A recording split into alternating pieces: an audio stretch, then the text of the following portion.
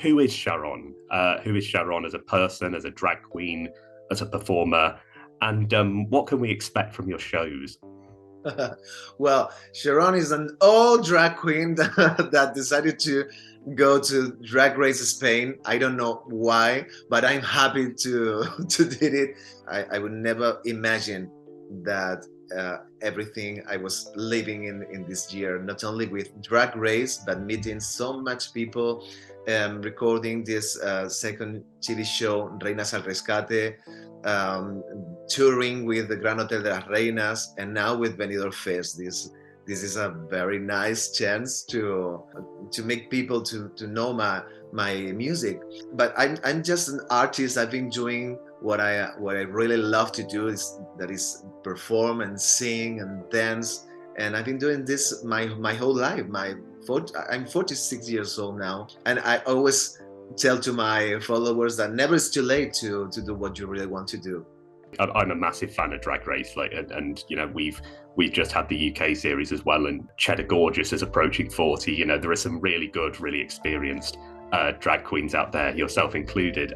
You kind of touched upon it, but what has life been like since winning Drag Race? Like, did you think you were going to win it? Or, like, what's life been like?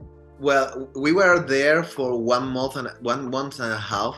From one day to another, you just have to change everything. I mean, you are sleeping in a different bed, eating different food, involved with different situations, meeting new people that you have to understand that they will be your sisters for the next month, and you don't know if you will have a good vibe with them, and everything is very very intense at the beginning. But then, in my case, I really enjoyed this experience.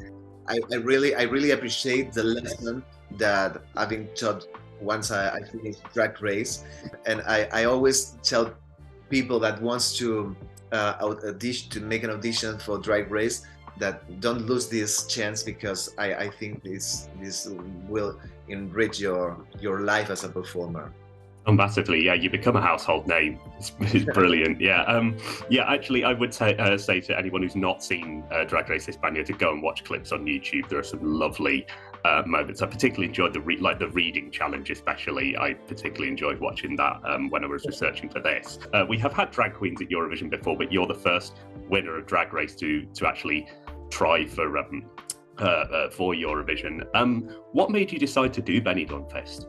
Well, I'm a huge fan of Eurovision. I remember watching the contest with my family, and I tried to do it here in Spain 20 years ago.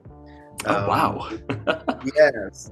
So 20 years ago, I was very young. I was performing in a restaurant. A very elegant man asked me, "Would you like to be part of a of a music Brilliant.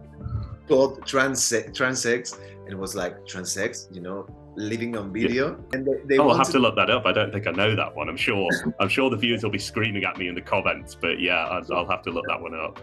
It was a different thing in this moment, because I was very young and there were a lot of people in this group, and it was a little bit crazy. And the way of selection here in Spain was very different, like now with Benidorm Fest.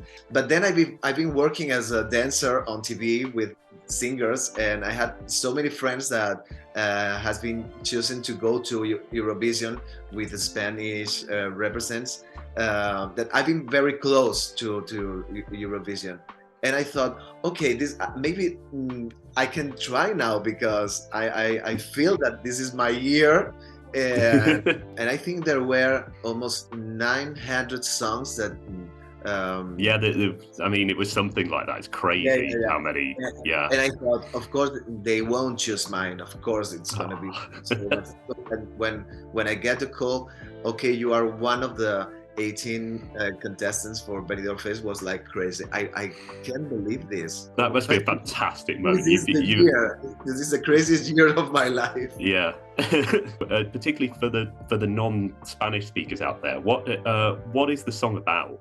Well, my experience in Drag Race helped me to meet so much people. My followers write to me and they tell me their experience. I mean, with their families and friends. If they feel like a guy or a girl, people doesn't know if they are gays or not, and how this affect on their lives. We really need to be brave enough to live our life, to be in front of a mirror, looking yourself inside yourself and decide what you really want to do. And it's a little bit a tribute to all these people that has been written to me and telling me their experience and their life, because it's like when I sing Aire, it's like a shout of freedom. It's what we need just to go on, and we don't have to be down because our fear.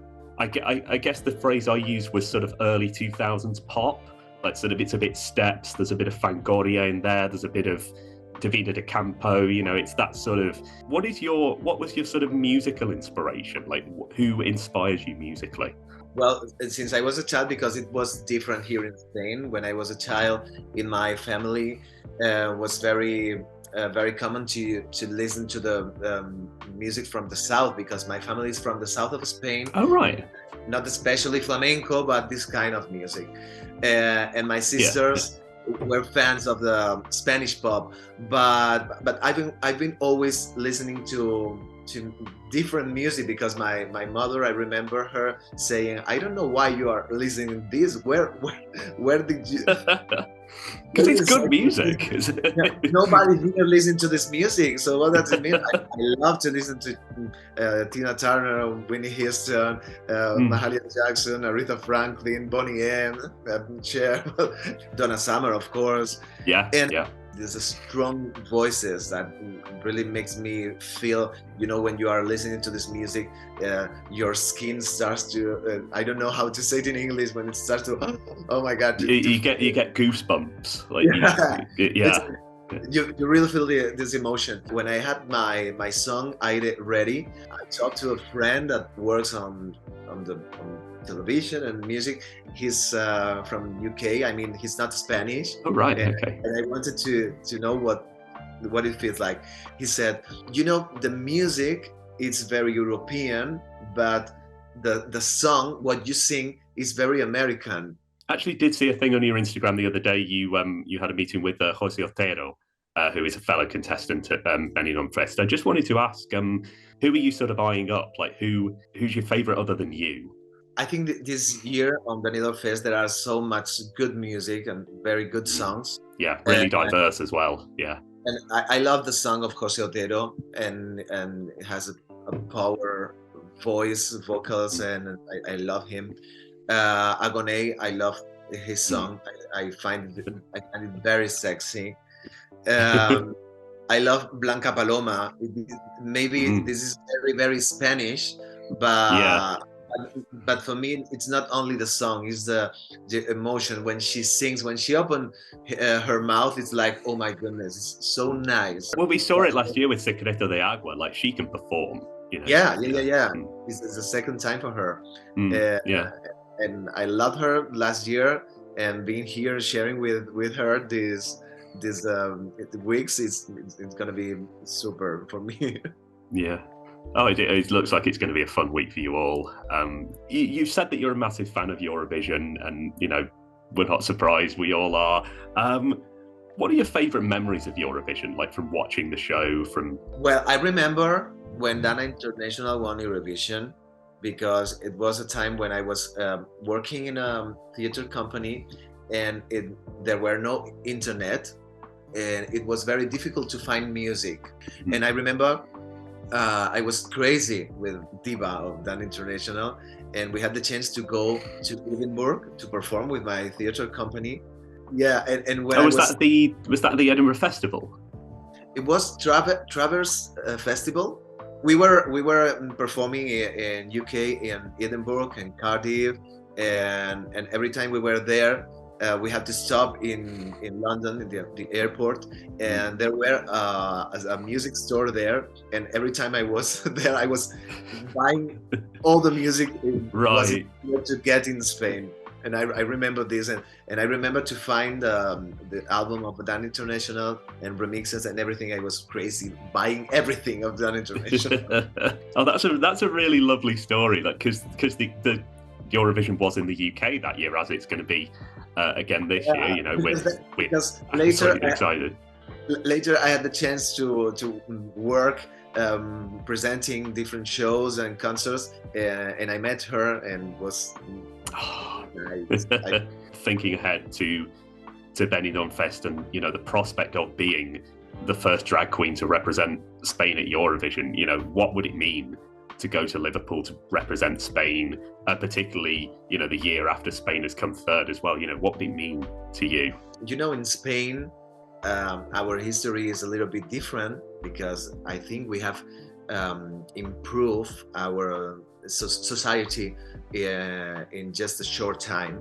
Being there, it's just to open a little way to people that really needs to understand that diversity exists. We have to live here many situations of bullying sometimes, and it's been difficult, but step by step we are getting more rights. We are achieving our goals as a LGBT community, and I think this will be a little step not only for our rights or visibility, but to open a little way to other artists that here in Spain, queer artists, that I think it would be a very big thing. Yeah, and I will echo that as well. Like, there is some really diverse drag music out there. You know, you just have to listen to the likes of, you know, Bibi Zahara Benet, Trixie Mattel, Jujubee, Pablo Vittar. You know, it's a wonderful scene to be a part of, and